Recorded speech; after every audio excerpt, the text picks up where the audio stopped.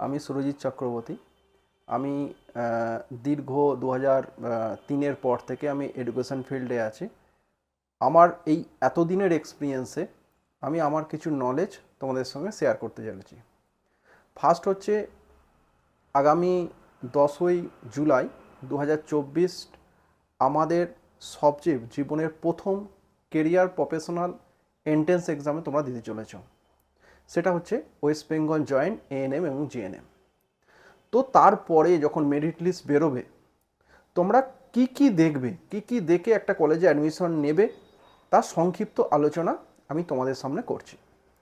First হচ্ছে কি eligible একটা জিএনএম বা এএনএম কোর্সে ভর্তি হতে গেলে প্রথম যেটা লাগে এলিজিবল, মানে আমাকে 10+2 অবশ্যই হতে হবে, এবং এরকম কোনো বাধ্যকতা নেই যে আমাকে সায়েন্স হতে হবে। আমাকে যে কোনো স্ট্রিম থেকেই আমি সেটা অ্যাডমিশন নিতে পারি, সেটা আর্টস হোক, কমার্স হোক বা সায়েন্স হোক। সেকেন্ড হচ্ছে আমার এজ এবছরের মধ্যে 17 বছর বয়স হতে হবে, তবে কিন্তু আমি অ্যাডমিশনটা নিতে পারবো। এবং তার সঙ্গে পার্সেন্টেজ, সেক্ষেত্রে আমাদের পার্সেন্টেজ অবশ্যই 40% থাকতে হবে ওভারঅল সাবজেক্টের উপর, এবং ইংলিশে অবশ্যই পাস করতে হবে। টপ 5-এর মধ্যে যেন ইংলিশ সাবজেক্টটা থাকে। তো চলো, এরপরে আমি যেটা বলতে চাইছি, সেটা আমার মেরিট লিস্ট বেরোনোর পর যখন আমি কলেজ চয়েস করব, তখন আমরা কোন কোন ক্রাইটেরিয়া একটা কলেজের ক্ষেত্রে দেখে নেব।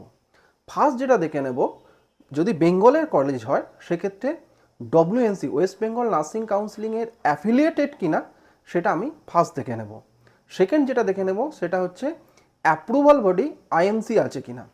আইএনসি মানে ইন্ডিয়ান নার্সিং কাউন্সিলিংয়ের অ্যাপ্রুভাল আছে কিনা। তারপর কি দেখব, তারপর আমরা কলেজে যখন ভিজিট করব, অবশ্যই আমি রিকোয়েস্ট করব যে কোনো কলেজকে চয়েস করার আগে যেন আমরা কলেজ ক্যাম্পাসে ভিজিট করি। কেন, আমি কলেজটা জানি না বা দেখিনি এবং আমি কলেজটা চয়েস করে দিলাম, আমার কাউন্সিলিংয়ে সেই কলেজ পড়লো, আমি তখন নিতে বাধ্য, কিন্তু তার জেনারেল ইনফরমেশানগুলো বা ভিতরের ইনফরমেশানগুলো আমার কাছে কিন্তু গ্যাদার নেই। অতএব আমাকে সেই কলেজে বা সেই স্কুলেও ভিজিট করতে হবে। তো প্রথম জায়গায় ভিজিট করার পর অবশ্যই আমি সেখানকার প্রিন্সিপাল ম্যামের সঙ্গে কথা বলবো। এমন অনেক কলেজ আছে বা অনেক স্কুল আছে কাগজ কলমে প্রিন্সিপাল আছে, কোনো প্রিন্সিপাল নেই, সেক্ষেত্রে টিউটররাই স্কুলগুলো চালায়।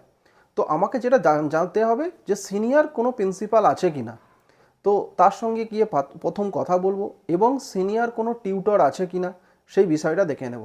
তারপর যেটা দেখে নেব সেটা হচ্ছে ল্যাব। আমাদের ওখানে জিএনএমের ক্ষেত্রে বিশেষভাবে, কারণ এএনএম যখন করবে সেটা তো গভর্নমেন্ট কলেজে পেয়ে যাবে, এবং যারা মেরিট লিস্টে প্রথমের দিকে থাকবে তো তারা স্বাভাবিকভাবে গভর্নমেন্ট কলেজ পেয়ে যাবে। কিন্তু আমি যেটা বলছি সেলস ফিনান্স স্কুলের ক্ষেত্রে বলছি, তারা স্কুলের ক্ষেত্রে যেতে গেলে আমাদের এই ক্রাইটেরিয়াগুলো দেখে নিতে হবে। তো ল্যাব দেখে নিতে হবে, সেখানে আমাদের মিনিমাম 6টা ল্যাব আছে, যেমন ফাউন্ডেশন ল্যাব আছে, কমিউনিটি ল্যাব আছে, তো অ্যাডভান্স ল্যাব আছে, নিউট্রিশন ল্যাব আছে, এভিএস ল্যাব আছে, ওবিজি ল্যাব আছে, তো পেডিয়াট্রিক ল্যাব আছে। তো এই ল্যাবগুলো প্রপার ওয়েতে সাজানো কিনা ফার্স্ট সময় দেখে নিতে হবে। কারণ আমি ফাউন্ডেশন করব, অথচ দেখা যাচ্ছে একটা প্লেন বেড আছে যেখানে একটা ম্যানোকুইন বা একটা মডেল আছে, তো সেক্ষেত্রে এতজন স্টুডেন্ট ওটা প্র্যাকটিস করা সম্ভব নয়। ও প্রপার ওয়েতে ল্যাবগুলো আছে কিনা অ্যাজ পার ডব্লিউএনসি আইআইএনসির গাইডলাইন্স অনুযায়ী সেই সাইজ আছে কিনা আমাকে ফার্স্ট দেখে নিতে হবে। তারপর দেখে নিতে হবে সেখানকার লাইব্রেরি।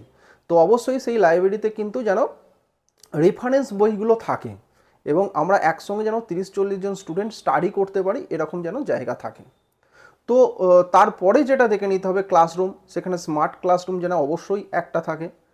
তো আর তারপর যেটা দেখে নিতে হবে যে এখানে পেরেন্ট হসপিটাল কোথায় আছে। তো আমাদের যে পেরেন্ট হসপিটাল, এটা খুব বড় ইম্পর্টেন্ট বিষয়, কারণ এর সঙ্গে গভর্নমেন্টের অ্যাফিলিয়েটিং হসপিটাল দেয় যারা পুরনো কলেজ। যারা নতুন কলেজ আছে তাদের ক্ষেত্রে কিন্তু গভর্নমেন্ট অ্যাফিলিয়েটিং কলেজ হসপিটাল কিন্তু আর দিচ্ছে না। তো সেক্ষেত্রে কী করতে হবে, তখন নিজস্ব 50 বেড হোক বা 60 বেড হোক, 3টে বা 4টে হসপিটালকে যে স্কুলের আন্ডারে পড়ছেন তাদের সঙ্গে টাই আপ করতে হয়।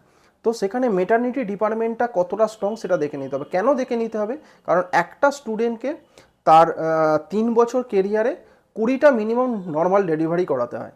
তো সেই ডেলিভারিটা সেই জায়গাটায় ঠিকঠাক হয় কি না সেটা দেখে নিতে হবে। এরপরে যেটা দেখে নিতে হবে সেটা হচ্ছে হোস্টেল, কারণ এই 3 বছরে ওই ক্যাম্পাসে হোস্টেলে থাকতে হবে, কারণ এটা যেহেতু রেসিডেন্সিয়াল কোর্স।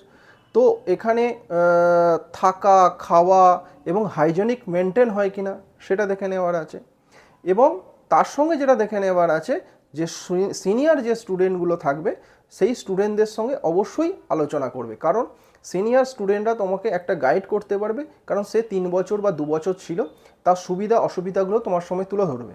তো এরকম 5-6টা ভিজিট করার পর যদি মনে করো এই স্কুলটা বেটার আছে, তবেই তখন তোমরা অ্যাডমিশন নেবে। তার আগে কিন্তু ওই কলেজের ক্ষেত্রে এই পয়েন্টগুলোর ভিত্তিতে যদি মনে করো যে এগুলো ঠিকঠাক নেই, তাহলে কিন্তু অ্যাডমিশন নেওয়াটা মানে বোকামি। কারণ তোমার বাবা মা কষ্ট করে একটা অ্যামাউন্ট দিয়ে তোমাকে এই 3 বছরের কোর্সটা করাচ্ছে, 3 বছর পর তুমি দেখছি সেই কোয়ালিটি বা সেই মেনটেন তুমি করতে পারছো না।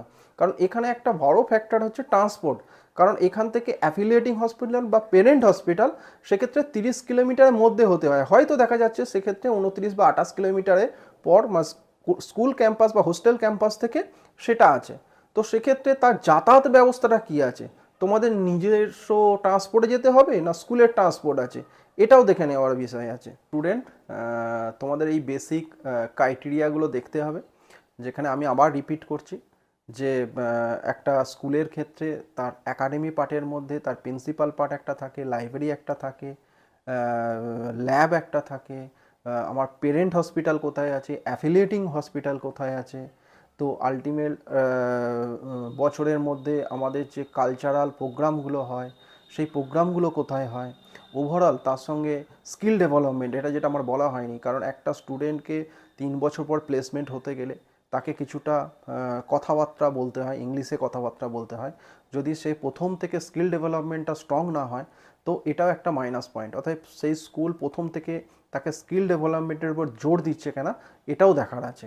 তো আলটিমেট এই সব কটা ক্রাইটেরিয়া ম্যাচ করলে তবেই আপনি কিন্তু সেই স্কুলে আপনি চয়েস করুন, বা আপনি পরবর্তীকালে ডিসেন্ট্রালাইজ যদি হয় তো ডিসেন্ট্রালাইজের পরেও সেই স্কুলগুলোকে কিন্তু আপনি অ্যাডমিশন নিন। আমি আমার নলেজ এইখান পর্যন্তই শেয়ার করলাম। তো যদি আমার ভিডিও ভালো লাগে তো তোমরা অবশ্যই লাইক করো এবং চ্যানেলটাকে সাবস্ক্রাইব করো, এবং পরবর্তী ভিডিওর জন্য তোমরা অপেক্ষা করো। ধন্যবাদ।